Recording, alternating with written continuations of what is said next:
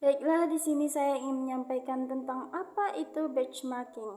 Nah, benchmarking adalah proses pengukuran dan perbandingan antara kinerja organisasi atau perusahaan dengan kinerja lainnya, baik dalam industri yang sama atau tidak. Istilah ini berasal dari kata benchmark yang berarti tolak ukur. Ada beberapa jenis benchmarking, yaitu yang pertama benchmarking internal. Membandingkan kegiatan atau proses yang sama dalam suatu koperasi biasanya dilakukan pada perusahaan yang memiliki anak perusahaan atau cabang. Yang kedua, perbandingan eksternal, membandingkan perusahaan dengan perusahaan lain yang bergerak pada bidang industri atau sejenis. Yang ketiga, benchmarking kompetitif, membandingkan perusahaan dengan pesaing atau perusahaan lain yang dianggap sebagai pesaing utama. Yang keempat, benchmarking non-kompetitif, membandingkan perusahaan dengan perusahaan lain yang tidak sejenis. Yang kelima, perbandingan industri atau perbandingan fungsional, membandingkan perusahaan dengan perusahaan lain yang bergerak pada industri yang sama. Dan yang terakhir, yaitu yang keenam, benchmarking generik atau benchmarking proses, membandingkan proses bisnis tanpa membedakan jenis atau karakteristiknya di antara industri-industri. Baiklah, benchmarking dalam pendidikan memiliki beberapa fungsi yang sangat penting. Nah, berikut adalah beberapa fungsi benchmarking dalam pendidikan. Itu yang pertama, evaluasi diri. Benchmarking kemungkinan lembaga pendidikan untuk melakukan evaluasi diri secara terus-menerus, membandingkan diri dengan lembaga lain yang terbaik, dan mengidentifikasi praktik-praktik yang lebih baik untuk diadopsi. Nah, yang kedua, pengembangan strategi. Pengembangan strategi melalui benchmarking, lembaga pendidikan dapat menentukan tujuan yang lebih spesifik dan berorientasi pada bagaimana meningkatkan kualitas pendidikan serta mengembangkan strategi untuk mencapai tujuan tersebut. Yang ketiga, pengumpulan data. Benchmarking memungkinkan pengumpulan data yang akurat dan relevan untuk analisis kerja lembaga pendidikan dan mengidentifikasi area yang perlu diperbaiki. Yang keempat, analisis data dan penentuan gap. Data yang terkumpul kemudian dianalisis untuk menentukan kesenjangan gap antara kinerja lembaga pendidikan dengan standar yang lebih baik, sehingga dapat diambil tindakan yang tepat untuk mengurangi kesenjangan tersebut. Yang kelima, implementasi perubahan. Hasil dari analisis data yang digunakan untuk merancang dan melaksanakan perubahan yang diperlukan untuk meningkatkan kualitas pendidikan serta memantau kemajuan yang telah dicapai. Yang keenam, pengembangan sumber daya manusia. Benchmarking memungkinkan pengembangan sumber daya manusia dengan mengadopsi praktik-praktik yang lebih baik dari lembaga lain, sehingga meningkatkan kualitas pendidikan secara keseluruhan. Yang ketujuh, mengembangkan sistem mutu, yaitu benchmarking memungkinkan pengembangan sistem mutu yang lebih efektif dengan membandingkan kinerja lembaga pendidikan dengan standar yang lebih baik, serta mengembangkan strategi untuk meningkatkan kualitas pendidikan. Nah, dengan demikian, fungsi benchmarking dalam pendidikan itu sangat penting untuk meningkatkan kualitas pendidikan, mengembangkan strategi, dan meningkatkan kinerja lembaga pendidikan.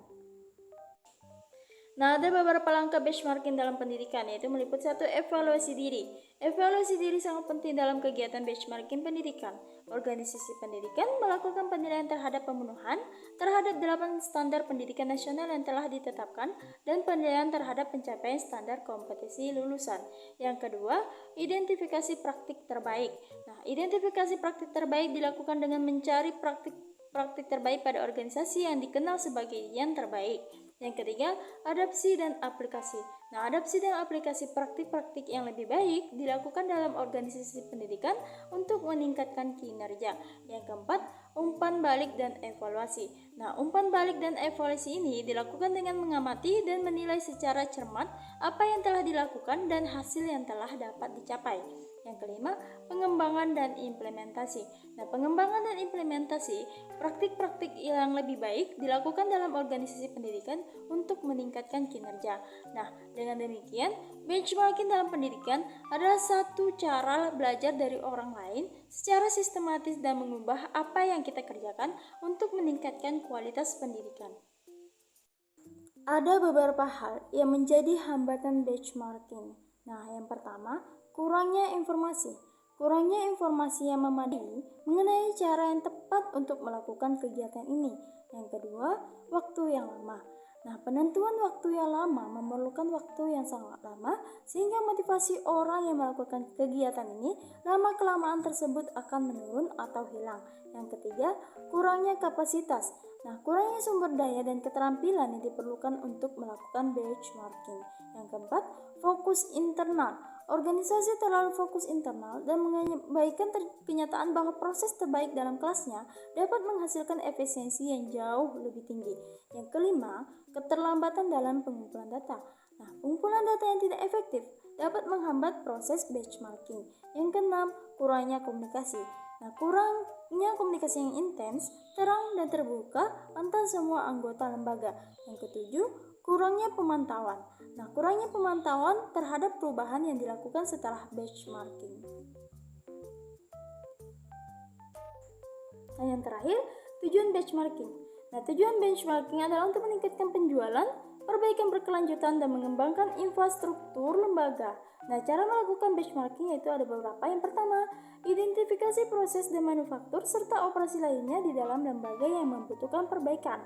Yang kedua, mencari lembaga lain yang sukses dalam melakukan aktivitas dan proses operasinya. Yang terakhir, yang ketiga, mengukur kinerja lembaga dibanding dengan lembaga lain. Nah, dengan demikian, benchmarking dapat mampu meningkatkan efisiensi, meningkatkan kinerja, dan meningkatkan daya saing produk berdasarkan identifikasi terhadap kekuatan dan kelemahannya. Jadi, kesimpulan benchmarking dalam pendidikan adalah bahwa benchmarking suatu cara belajar dari orang lain secara sistematis dan mengubah apa yang kita kerjakan. Dalam pendidikan, benchmarking dilakukan melalui proses evaluasi diri, penilaian terhadap pemenuhan standar pendidikan nasional, dan perbandingan dengan lembaga lain yang lebih baik.